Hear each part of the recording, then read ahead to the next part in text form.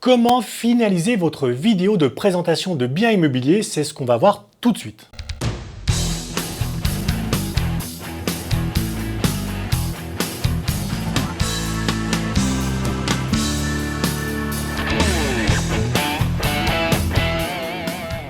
Bonjour, je suis Frédéric Epler, fondateur de Facilogy.com. J'ai créé cette chaîne pour vous parler stratégie, marketing, immobilier et vous aider à tirer le meilleur parti de vos actions de prospection. Dans ce troisième épisode consacré à la création d'une vidéo de présentation d'un bien immobilier, on va se focaliser sur la toute dernière étape, la finalisation de votre vidéo. Une fois que vous avez tourné vos prises de vue dans le logement, et aussi un peu à l'extérieur pour donner à voir le quartier, et que vous revenez au bureau avec plein d'images, il y a encore beaucoup de travail qui vous attend. Il faut monter ces prises de vue dans l'ordre désiré, synchroniser le son et la musique, et ajouter quelques effets pour donner du cachet et du professionnalisme à votre vidéo. C'est une étape délicate qui prend du temps. Si vous voulez bien faire les choses, la première fois, prévoyez 3 à 4 heures pour 3 à 4 minutes de vidéo. Je sais, c'est long. C'est le temps de prendre en main les outils et d'explorer les possibilités qui s'offrent à vous.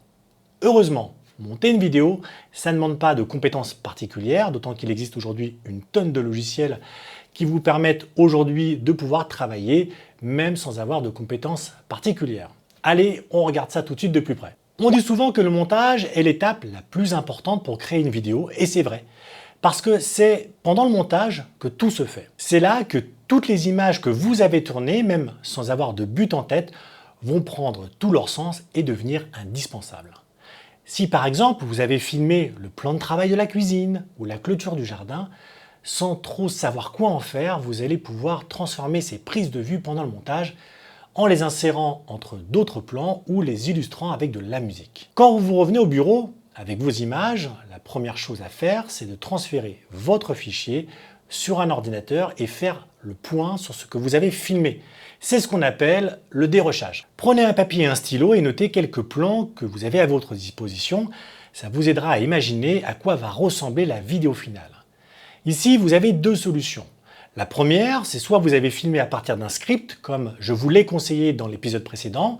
Dans ce cas, il vous suffit de suivre votre script pour monter vos images dans l'ordre que vous avez imaginé, ce qui n'empêche pas de la spontanéité. Vous pouvez aussi changer tout ce que vous voulez si le résultat est meilleur que le script prévu.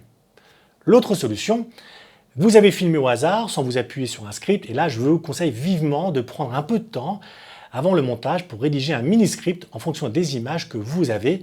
C'est beaucoup plus facile d'avoir un document comme guide pour savoir quoi faire et dans quel ordre mettre les images. Maintenant, parlons du logiciel de montage.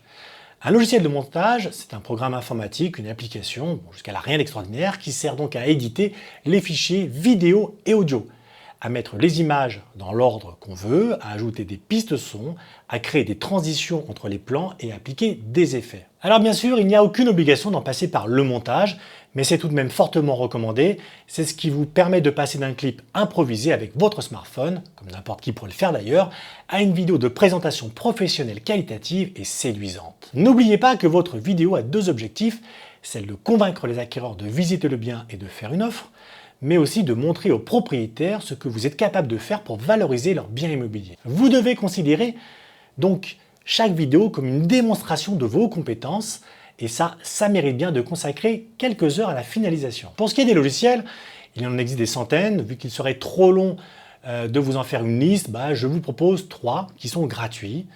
Vous avez Videopad, qui est une bonne application pour les débutants. C'est un outil pratique et intuitif.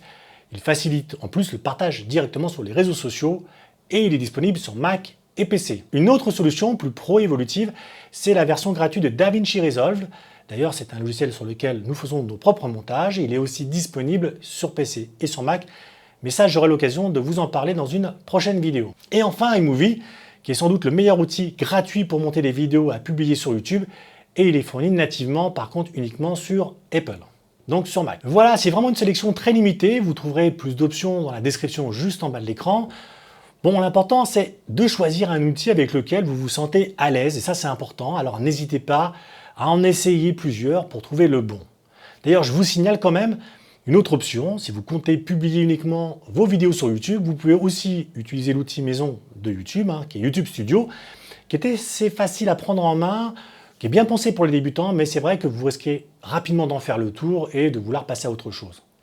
Enfin, pour ceux qui se posent la question, oui, on peut monter ces vidéos directement depuis un smartphone. C'est vrai que c'est pratique, surtout si on a déjà filmé avec le téléphone. Il y a une application gratuite comme InShot qui fait du bon boulot, qui permet de recadrer facilement les images et de diffuser sur les réseaux sociaux, aussi facilement d'ailleurs. Ou l'appli payante, qui est la plus connue aujourd'hui, qui s'appelle Filmic Pro. Bon, maintenant, je vous recommande plutôt d'utiliser un logiciel sur ordinateur, déjà pour des questions de confort et de souplesse, surtout que vous allez y passer un peu de temps et aussi pour avoir accès à plus de fonctionnalités. Pour le reste, c'est à vous de jouer. Positionnez les images à votre sauce et à partir des prises de vue réalisées, en essayant de garder une certaine logique dans le déroulement de la vidéo. Vous allez commencer par les pièces principales d'abord, puis après les pièces d'eau, puis ensuite le reste, c'est-à-dire sans oublier de montrer l'extérieur, le quartier, d'ailleurs que vous pourrez mettre soit en introduction, soit en conclusion. Ah oui, dernière chose, à propos des images, tout ce que vous n'utilisez pas dans votre montage final, ne le supprimez pas. Mettez-les de côté, ça pourra vous servir ensuite donc pour créer la miniature de votre vidéo ou pour créer une très courte séquence à diffuser sur les réseaux sociaux quelques jours avant de mettre la vidéo en ligne, bref, pour faire du teasing et exciter la curiosité de vos audiences. Allez, maintenant on va parler du son. J'ai insisté sur ce point dès le premier épisode d'ailleurs, en vous parlant du matériel nécessaire pour faire votre vidéo, et le son pour moi c'est quelque chose d'essentiel. Normalement, si vous avez utilisé un micro de bonne qualité, vous avez pu prendre le son directement pendant le tournage, mais malheureusement, pour plein de raisons, vous pouvez vous retrouver avec un fichier inutilisable, par exemple, à cause des bruits ambiants qui couvrent les voix, parce que l'enregistrement aussi n'a peut-être pas fonctionné, ou simplement parce que la qualité du son est tellement mauvaise qu'on n'entend strictement rien. Donc dans ce cas, la seule chose, en tout cas la seule solution, c'est de faire une prise de son à part et de synchroniser ensuite avec les images. Bon, c'est vrai qu'il y a des logiciels qui permettent de faire ça, mais ça reste quand même un peu compliqué. Donc bien sûr, l'autre solution, c'est que vous n'êtes pas obligé de parler pendant le tournage. Vous pouvez aussi, par exemple, ne pas prendre de son du tout lors de la prise de vue, puis ajouter, par exemple, une voix off au montage que vous enregistrez à part pour commenter et donner des informations. Ou faire une vidéo carrément sans aucune parole, mais en insérant du texte directement dans les images, avec des informations importantes comme par exemple la superficie de chaque pièce et puis des détails concernant les travaux réalisés, etc. Dans tous les cas, vous avez besoin donc de musique de fond pour dynamiser un petit peu le tout, et puis la musique va accompagner le spectateur et donner un peu de rythme à vos images et va générer donc des émotions. Attention, il faut une musique adaptée aux professionnels donc de votre vidéo. Laissez de côté un peu vos goûts personnels et choisissez un morceau léger, sympa, pas agressif, qui colle bien aux images et qui plaira à tout le monde.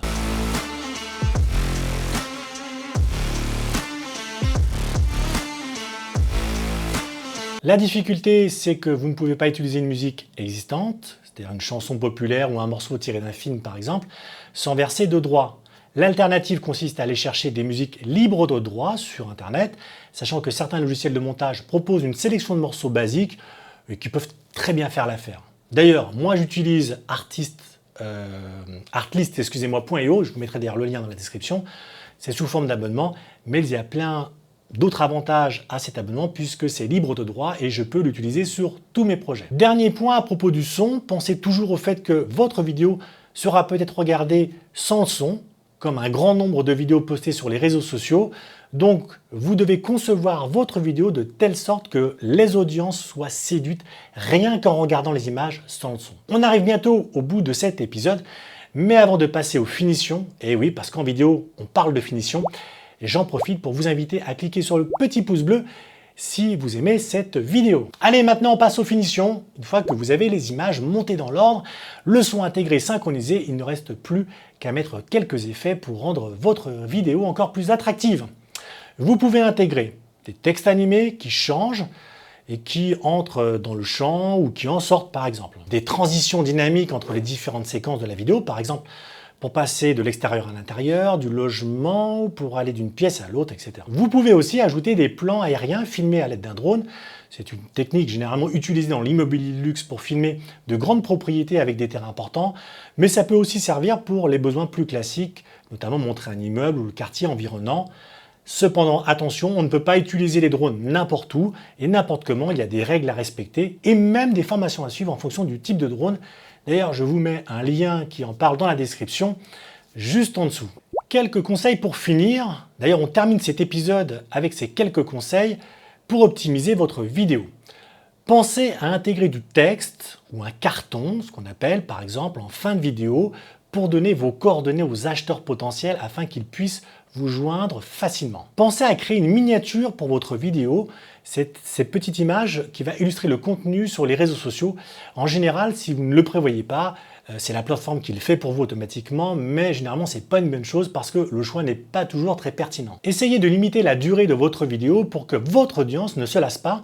L'idéal c'est 3-4 minutes, ça vous laisse largement le temps d'en montrer un maximum sans prendre le risque que les gens décrochent. Et puis, une vidéo courte a quand même plus de chances d'être partagée sur les réseaux sociaux parce qu'elle est plus facile à consommer. Pour ceux d'entre vous qui se posent encore la question d'un générique, oui, sachez que vous pouvez en faire un, mais il n'y en a pas forcément besoin dans la vidéo d'une présentation d'un bien. Vous pouvez quand même le faire. D'ailleurs, ça peut devenir même votre marque de fabrique, seulement faites court, quelques secondes au mieux.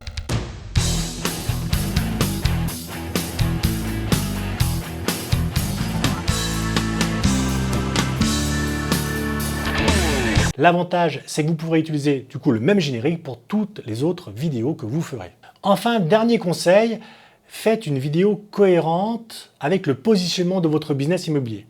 Qu'elle soit élégante et sobre si vous vendez de l'immobilier de luxe, sérieuse et bien encadrée si vous vendez des immeubles de bureaux, et puis dynamique et humoristique si vous vous adressez à une clientèle plutôt jeune. Et voilà, vous n'avez plus qu'à mettre votre vidéo en ligne sur les supports de votre choix, YouTube, Facebook, Instagram, mais aussi sur votre propre site web.